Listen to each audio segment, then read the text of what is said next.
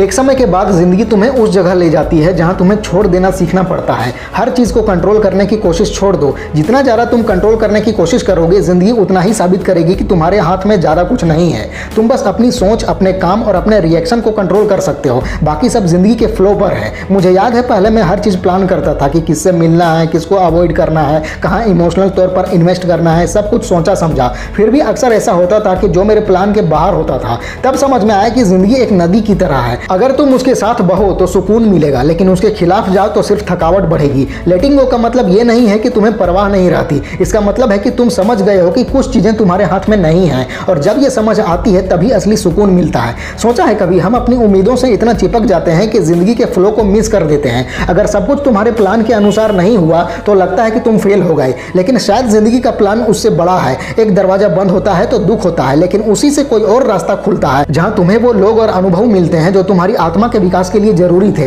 Acceptance यानी स्वीकार करना, ये एक स्पिरिचुअल ताकत है। जब तुम मान लेते हो कि लोग तुम्हें गलत समझेंगे, जज करेंगे, धोखा देंगे, और फिर भी तुम ईमानदारी से अपने तरीके से जीते रहोगे, तब तुम्हारा लेवल बदल जाता है। फिर तुम्हें किसी की वैलिडेशन की जरूरत नहीं रहती है। तुम्हारा सुकून किसी के व्यवहार पर डिपेंड नहीं करता। और मैंने ये भी जाना कि जिंदगी कभी कभी वही लेसन दोहराती है जब तक तुम सीख नहीं लेते। एक ही पैटर्न बार बार आता है। पहले कंफ्यूजन और गुस्सा आता है, लेकिन जब तुम स्पिरिचुअली ग्रो कर जाते हो तो समझ में आता है कि हर पैटर्न एक मिरर है जो तुम्हारी कमजोरियां दिखाता है, और जैसे ही तुम उन्हें स्वीकार करके बदलते हो वही पैटर्न खुद ब खुद खत्म हो जाता है। इसलिए जब भी कोई दर्द वाला एक्सपीरियंस दोबारा आए तो घबराओ मत। ये सजा नहीं है, बल्कि तुम्हें निखारने का तरीका है। लाइफ तुम्हें बेहतर और मजबूत बनाने की कोशिश कर रही है। तुम्हारा ईगो टूटता है, लेकिन तुम्हारा सोल चमकने लगता है। कभी कभी तुम्हारी सबसे बड़ी स्ट्रेंथ तुम्हारी नरमी होती है। लोग सोचते हैं कि स्ट्रांग होना मतलब कठोर होना, दूर रहना, लेकिन असली स्ट्रेंथ ये है कि तुम भावनाओं के बावजूद काइंड रह सको। तुम्हें हर्ट होने के बाद भी दूसरों के लिए शुभकामनाएं देने का दिल है। ये नरमी वीकनेस नहीं, बल्कि तुम्हारे इवॉल्व्ड सोल का साइन है।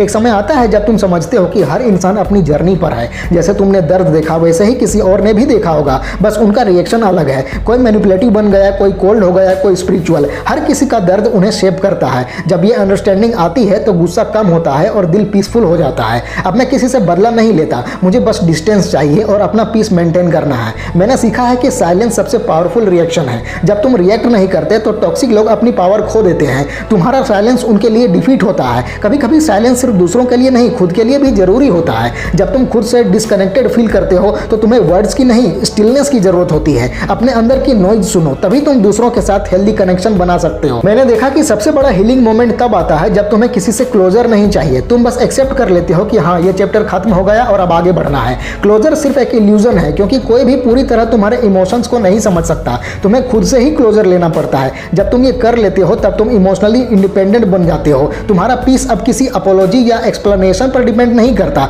फॉरगिवनेस के बाद सबसे बड़ा कदम ग्रेटिट्यूड होता है। जब तुम अपने दर्द के एक्सपीरियंस के लिए आभारी होते हो तो तुम विक्टिम नहीं, विनर बन जाते हो। तुम अपने हर्ट को ब्लेसिंग की तरह देखते हो। अगर वो लोग तुम्हारी लाइफ में नहीं आते तो तुम इतना मैच्योर और सेल्फ अवेयर नहीं बन पाते। जैसे जैसे तुम ग्रेटिट्यूड प्रैक्टिस करते हो, तुम्हारा फ्रीक्वेंसी बढ़ता है, तुम्हारा एनर्जी फील्ड पॉजिटिव हो जाता है। तुम ऐसे लोग अट्रैक्ट करते हो जो तुम्हारे वाइब्रेशन लेवल पर है, जेन्युइन, बैलेंस्ड और काइंड सोल्स। लाइफ एक मिरर है, जैसी एनर्जी तुम दोगे वैसे ही एनर्जी वापस मिलेगी। इसलिए चाहे दुनिया धोखा दे, अपनी काइंडनेस कभी मत छोड़ो। काइंडनेस तुम्हें तुम्हारे हायर सेल्फ से जोड़ती है, और जब ये कनेक्शन स्ट्रांग होता है तो कोई भी तुम्हें मैनिपुलेट नहीं कर सकता। अब मैं हर नए इंसान से मिलता हूं अवेयरनेस के साथ कि हर कनेक्शन टेम्पररी हो सकता है पर मीनिंगफुल भी हो सकता है। कोई तुम्हें सिखाने आया है, कोई हील करने आया है, और कोई ट्रिगर करने आया है ताकि तुम अपने अंदर की डार्कनेस देख सको। हर इंसान तुम्हारा मिरर है, इसलिए लाइफ के हर एक्सपीरियंस को ग्रेटिट्यूड के साथ देखो। चाहे वो दर्द हो या खूबसूरत पल, दोनों तुम्हें कंप्लीट बनाते हैं। बिना कंट्रास्ट के लाइफ नहीं समझ सकते, बिना दर्द के पीस की वैल्यू नहीं जान सकते। सबसे इंपॉर्टेंट बात, हीलिंग कंटिन्यूअस प्रोसेस है, कोई फाइनल डेस्टिनेशन नहीं है जहां तुम कहो कि अब मैं पूरी तरह हील हो गया।